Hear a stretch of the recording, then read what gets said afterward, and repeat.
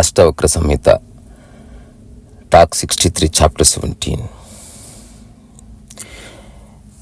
అష్టవక్ర సంహిత ఇంతకుముందే చాలాసార్లు చెప్పినట్టు కొన్ని మాటలు గుర్తుండిపోతాయని రిపీట్ చేస్తున్నాను అంతే.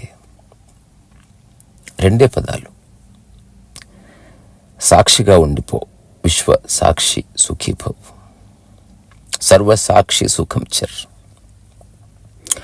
అట్లాగే కర్త భావన లేకుండా జీవించు. నీలో కర్త ఉన్నంత వరకు, కర్త సజీవంగా ఉన్నంత వరకు నువ్వు ఎన్ని ధ్యానాలు చేసినా, ఎన్ని యాగాలు చేసినా, ఏమి చేసినా అదంతా వృధా. నువ్వు అనుభవించే సమస్త బాధలకు కారణం కర్తాభావనే అని అష్టావక్రుడు కొన్ని వందల సార్లు అష్టవక్ర సంహితలో ఉద్బోధిస్తున్నాడు. అష్టవక్ర సంహిత ఒక పుస్తకాన్ని చదివి చెప్తే పాండిత్యం, కానీ అనుభవించి చెప్పినప్పుడు స్వయంగా నీవు అష్టావక్రుడు, స్వయంగా నీవు జనకుడు, స్వయంగా నువ్వు కర్తలేని స్థితిలో అది చేసినప్పుడు దాని మహత్వ వేరే. ఇప్పుడు నేను చేస్తున్న టాక్స్ యొక్క సారం అంతా అదే, కర్తలేని స్థితిలో చేయడమే. కర్త పడిపోతే ఎన్ని పడిపోతాయి తెలుసా? అసలు ఒక మనిషి భూమి మీద జీవిస్తూ ప్రపంచం అనే ఒకానొక మాయలో పడి తను మానసిక క్షేత్రంలో కట్టుకున్న కొన్ని వందల వేల భవంతులన్నీ కూలిపోతాయి. ఈరోజు సూత్రం కూడా చాలా అద్భుతమైన సూత్రం. రాను రాను అష్టావక్ర సంహితలో సూత్రాలు ఎంత షార్ప్గా ఉంటాయంటే, ఎంత ససింక్ట్గా, ప్రిసైజ్గా ఉంటాయంటే, ఎట్ ద సేమ్ టైం ఎట్లాంటి మనిషి అయినా తక్షణం తగినటువంటి ఒక గ్రౌండ్ కలిగి ఉంటాయి అవి. ఈరోజు సూత్రం కూడా అట్లాంటిదే. సర్వత్ర దృశ్యతే స్వస్థ, సర్వత్ర విమలాశయ, సమస్తవాసనో ముక్తో, ముక్త సర్వత్ర రాజతే. ఓ జనక, ఓ జీవన్ముక్త పురుష, ఇది జ్ఞానుల యొక్క అలౌకిక దశ. వారు ముక్త పురుషులు, సర్వవిధాల సర్వత్ర సర్వదా శాంత స్వభావులు. వారు నిర్మలాంతఃకరణ కలిగిన విమలాశయమూర్తులు. వారు సర్వ విషయ వాసన రహితులు, జీవన్ముక్తులు, సర్వత్ర సుఖ దుఃఖాల్లో కూడా స్వస్థ చిత్తులు. సుఖ దుఃఖాల్లో కూడా వాళ్ళ చిత్తము ఎప్పుడు శాంతంగానే ఉంటుంది. మనిషి యొక్క మూల స్వభావంలో ఏముందని మీరు తెలుసుకోవాలంటే పుస్తకాలు చదవక్కర్లే. ఒకసారి దూరంగా నిలబడి ఎవరైనా ఒక జీవితాన్ని చూడు. ఒక మనిషి ఏం కోరుకుంటున్నాడు? మనిషి కోరుకుంటున్నాడంటే, ప్రాపంచికంగా కోరుకుంటున్నదంటే తన దగ్గర లేనిది కోరుకోవడం, ప్రకృతి పరంగా కోరుకుంటుందంటే ఉన్నదే కానీ అది కోల్పోవడం వల్ల తిరిగి కావాలనుకోవడం. సో ఆధ్యాత్మికత అన్నది ప్రాపంచికమైన వాంఛ కాదు, ప్రకృతి వాంఛ అది. సో ఆల్రెడీ ఉన్నవే ఆ సంపదలన్నీ నీ దగ్గర ఉన్నాయి. ఆనందము, ప్రశాంతత, సుఖము, హాయిగా ఉండటం, ఏది పట్టనట్టు ఉండడం, ఎక్కడ ఉంటే అక్కడే ప్రశాంతంగా జీవించడం, ఇదంతా నీ స్వభావం కాదని ఒక్కరిని చెప్పాను. ఆనందం మనిషి స్వభావం కాదు అని చెప్పి ఒక మనిషిని తీసుకురండి. నేనైతే చెప్తున్నాను, నా స్వభావం సంపూర్ణ ఆనందం. ఆనందం అంటే మళ్ళీ అది రెండు రకాలు ఉంటుంది. ఇంతకుముందు చెప్పాను నేను. ఆనందం వస్తూ పోతూ వస్తూ పోతూ వస్తూ పోతూ ఉంటే ఒక రకమైన ఉద్విగ్నత, ఒక రకమైన ఉన్మత్తత, చప్పట్లు కొట్టి ఎగిరి గంతులు వేయడం, అట్లాగే బాధ వచ్చినప్పుడు కుంగిపోవడం, ఇవన్నీ ఉంటాయి. అట్లా కాకుండా ఆనందం ఎక్కడ బ్రేక్ కాకుండా అఖండగా నిలబడ్డదనుకో, నువ్వు మెల్లగా నిశ్చలమైపోతావు అంతే. అందుకే నిశ్చల ఆనందం అనే పదం మనకి పోయిట్రీలో, ఆ తర్వాత ఆధ్యాత్మిక వ్యక్తులు దాన్ని నిజంగా అనుభవించిన వాళ్ళు గుర్తించారు అది. ఇప్పుడు రమణ మహర్షి గంభీరంగా ఉంటాడు, ఆనందంగా ఉండడం చెప్పగలరా మీరు? ఆనందంగానే ఉన్నాడు ఆయన. సో ఎవరికైతే ఆనందం వస్తూ పోతూ ఉంటుందో వాడు ఆనందంగా ఉన్నట్టు కనబడతాడు. ఎవరిలో అయితే ఆనందం అఖండంగా నిలిచిపోయిందో, సీమ్లెస్గా ఉందో అతను జస్ట్ స్థిరంగా ఉంటాడు అంతే. ఇప్పుడు అంతెందుకు నిండుకుండా కదలదంటాం. దాని అర్థం ఏమిటి? ఏదైతే ఒక పరిపూర్ణంగా నిలబడ్డదో, అది ఎక్కువ కాలం ఉందో, అక్కడ ఒక సహజ నిశ్చలత, ఒక గంభీర నిశ్చలత, ఒక గంభీర మౌనం, ఒక స్థిరత్వం అట్లా ఉంటాయంతే. అదే అదే నీ సహజ స్వభావం. అది ఎప్పుడు మర్చిపోవద్దు. సో ముక్త పురుషుడు ఎవడు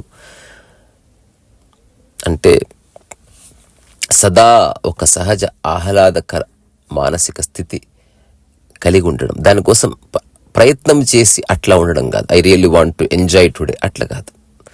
ఇప్పుడు ఎవరైతే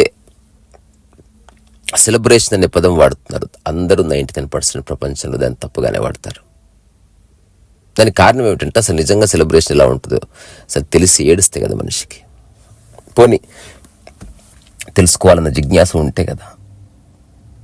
ఇప్పుడు December 31 we want to celebrate, అది సెలబ్రేషన్ కాదు, అది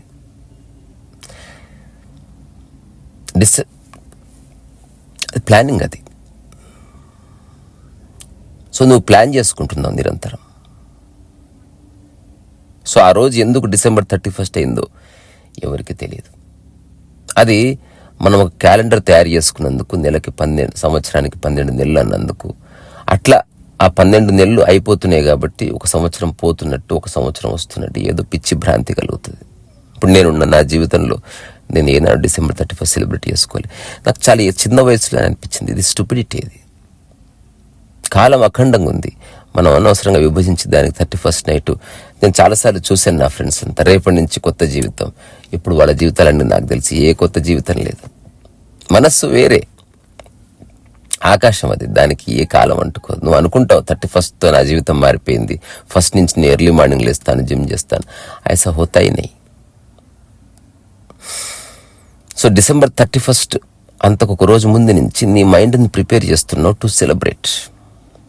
ఇంకా ఇలా చెప్పాలంటే ఒక స్ప్రింగ్ని కనుక నువ్వు చేతులు ఒత్తి పట్టావనుకో, అది ఒక రోజంతా ఒత్తి పట్టి పట్టి పట్టి పట్టి పట్టి కరెక్ట్గా 31 నైట్ 12 గంటలకి కౌంట్ డౌన్ స్టార్ట్ అవుతుంది. 10, 9, 8, 7 ఎక్సెట్రా ఎక్సెట్రా. కరెక్ట్గా 0 అనగానే అప్పుడు స్ప్రింగ్ వదిలేస్తే స్ప్రింగ్ చెంగుని ఎగిరింది. సో అట్లా నిన్ను నువ్వు ఒత్తి పట్టుకొని అక్కడ ఒత్తిడి నుంచి నువ్వు రిలీజ్ చేసుకుని ఎగురుతున్నావు. That is not celebration. Celebration ఎలా ఉంటుందంటే తుమ్ములాగా ఉంటుంది. You cannot plan it. అది ఎక్కడన్నా రావచ్చు. సెలబ్రేషన్ అనేది నీవు, నీ యొక్క మనస్సు, శరీరము, చుట్టుపక్కల ప్రకృతి, దీని మధ్యన హఠాత్తుగా ఏకాత్మ భావన వస్తుంది. సో ముక్త పురుషుడి యొక్క ఆహ్లాదకరమైన ఒక మనోదశ అటువంటిదే. నిన్నటి సూత్రంలో అష్టావకుడు చెప్తాడు, అహో పరదశ క్వాపి అంటాడు. ఆ పరదశ అంటే మనిషి అనుభవించే రకరకాల తుచ్చమైన ఈ ప్రపంచం వల్ల క్రియేట్ చేయబడ్డ అశాశ్వతమైనటువంటి వాటిని నిజాలనుకొని అందులో వేగి వేగి బాధపడి విసిగి వేసారి ఆ తర్వాత ఇదంతా వేస్ట్ అని తెలుసుకున్నవాడు తిరిగి మళ్ళీ ఈ జీవితంలోకి ఎప్పుడు రాడు. ఈ మూర్ఖత్వంలోకి, ఈ మూఢతలోకి వాడు ఎప్పుడు రాడు. ఇందులో ఏ సారం లేదని గుర్తించడంతే. సో సర్వత్ర దృశ్యతే స్వస్థః సర్వత్ర విమలాశయ. సో అన్ని సందర్భాల్లోనూ అతను స్థిరముగా ఉంటాడు. అతను ఒక సహజ సిద్ధమైనటువంటి ప్రకృతి ఆశయాన్ని కలిగి ఉంటాడు. నేను ఇంతకుముందు ఈ టాక్లో మొదట చెప్పిన దాన్ని తిరిగి మరొక్కసారి రిపీట్ చేస్తా, రిజిస్టర్ అవుతుందని అంతే, అంతకుమించి మరేమీ లేదు. ఈ ప్రపంచంలో ఏదైనా కోరుతున్నాడంటే తన దగ్గర లేదు కాబట్టి కోరుతున్నాడు. ఫ్యాన్ కోరుతున్నావు, నీ దగ్గర లేదు కాబట్టి. ఏసీ కోరుతున్నావు, లేదు కాబట్టి. కారు కోరుకుంటున్నావు, లేదు కాబట్టి. పదవి, ఏదైనా సరే నీ దగ్గర లేదు కాబట్టి కోరుకుంటున్నావు. ప్రకృతిలో నువ్వు కోరుకుంటున్నవి ఆల్రెడీ నీ దగ్గర ఉన్నవి, అది అనుభవించే ఉన్నావు. వాటి యొక్క సువాసన, వాటి యొక్క సుగంధము, వాటి యొక్క మహత్వం నీకు తెలుసు.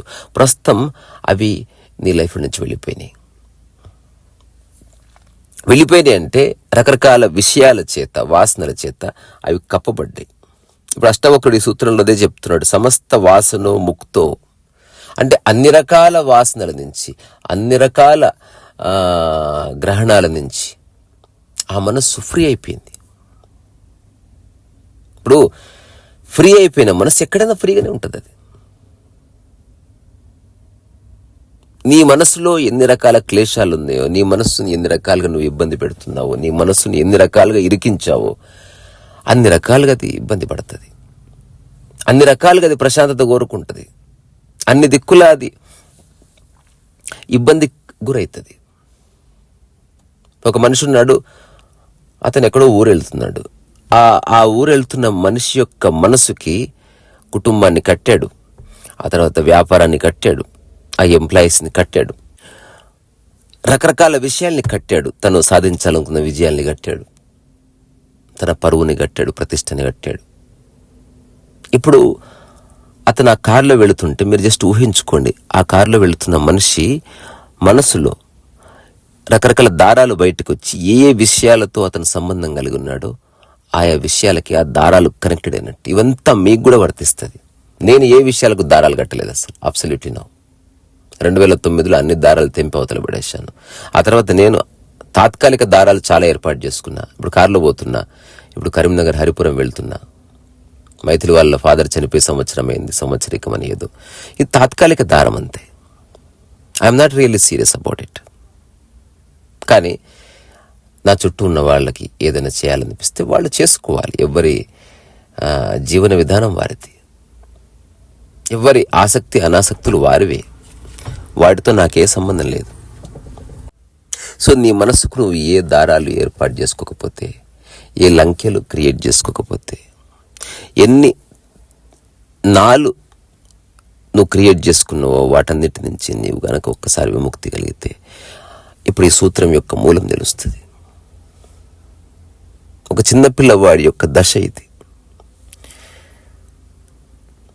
సమస్త వాసను ముక్తో ముక్త సర్వత్ర రాజతే. ఇది one of the greatest description of enlightened being. ఒక రాజు అతి కష్టం మీద ఆ రాజ్యాన్ని క్రియేట్ చేసుకొని, ఒక సింహాసనం క్రియేట్ చేసుకొని దాని మీద విరాజిల్లుతుంటాడు, కానీ ఎప్పుడైనా కుర్చీ వెళ్ళిపోవచ్చు. ఈ ముక్త పురుషుడు ఎవడెత్తున్నాడో వాడు ఎక్కడ కూర్చున్నా రాజులా కూర్చుంటాడు.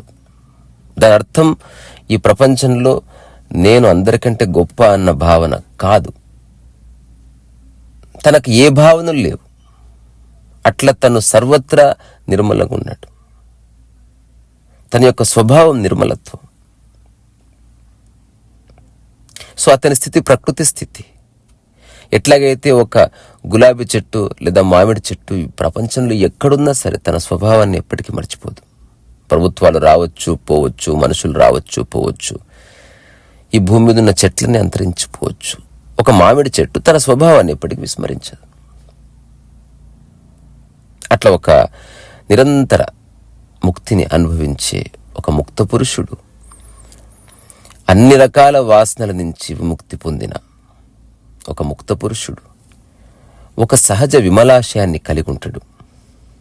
అతను సర్వకాల సర్వవస్థల్లో ఎప్పుడు బాగానే ఉంటాడు. 2009 నుంచి నాకు ఎవరు ఫోన్ చేసినా ఒకటే చెప్తాను. అందుకే నన్ను ఎవరు అడగరు బాగున్నావా అని.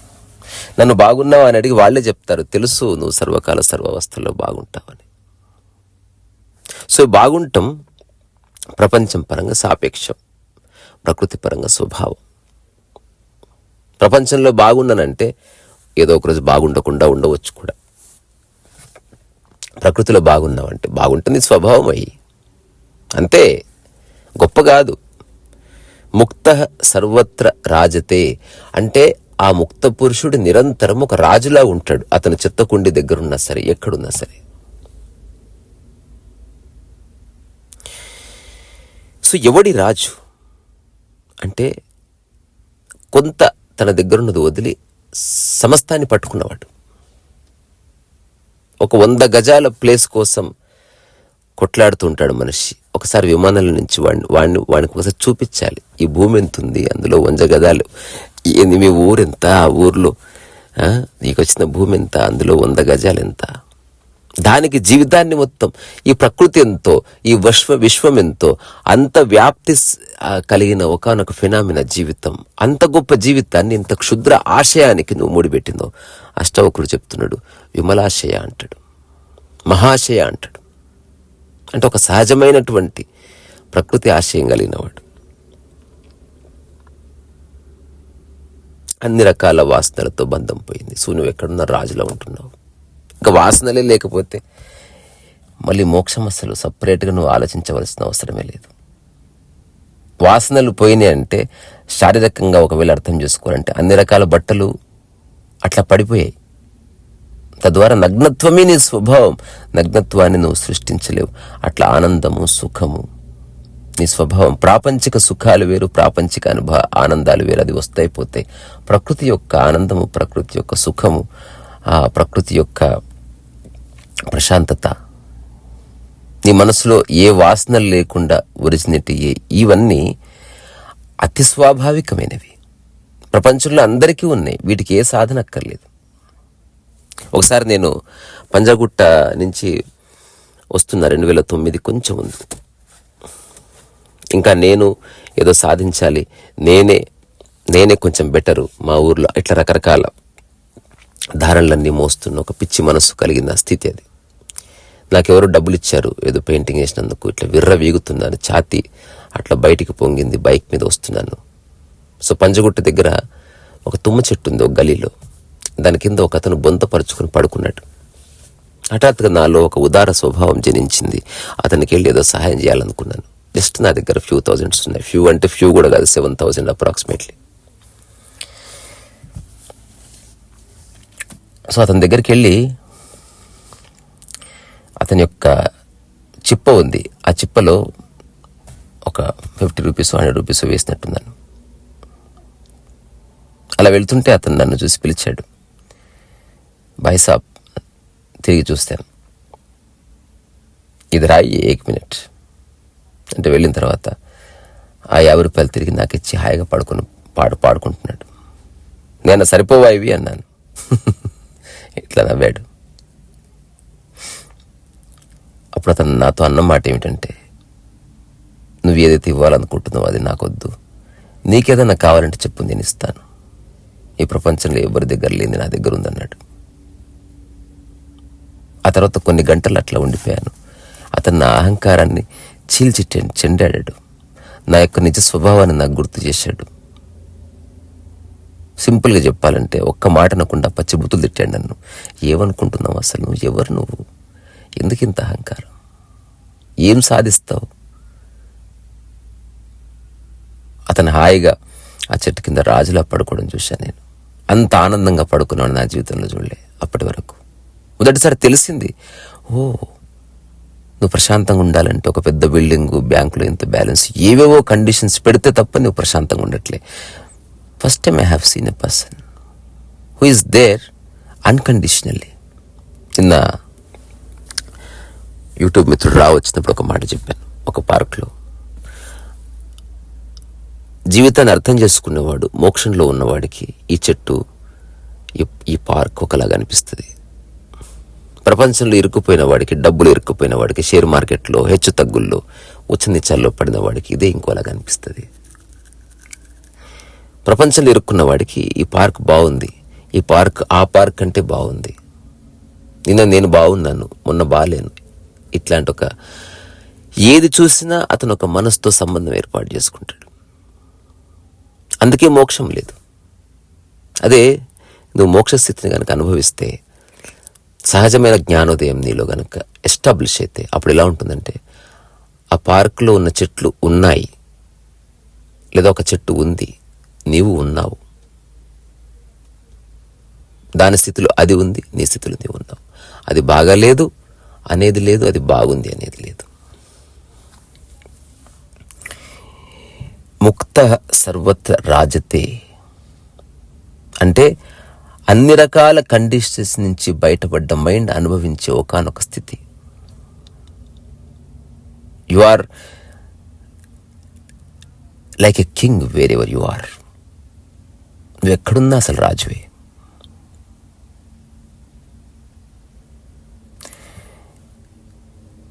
దానికి ఏకైక కారణం ఏమిటి? అన్ని వాసనల నుంచి నీకు విముక్తి కలిగిందంతే.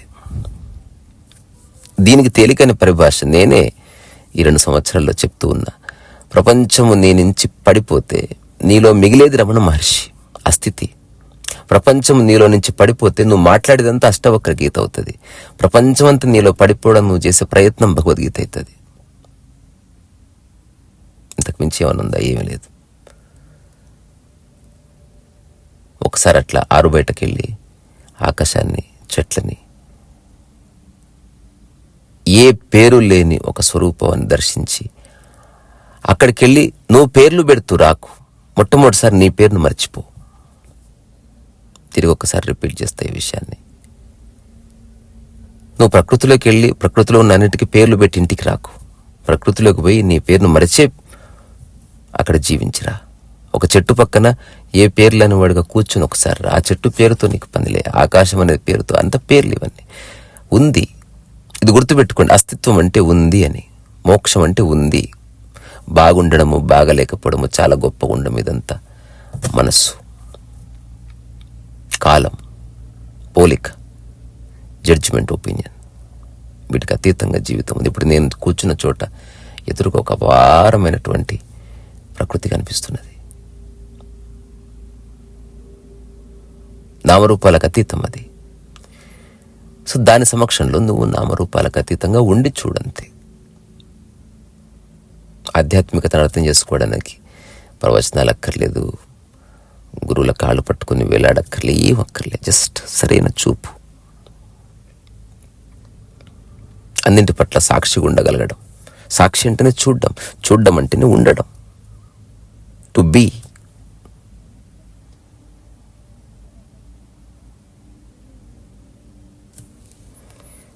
ఇక్కడి నుంచి మీ ఓపికకి శిరస్సు వచ్చి నమస్కారం చేస్తున్నారు ఈ సరస్సు వయసు.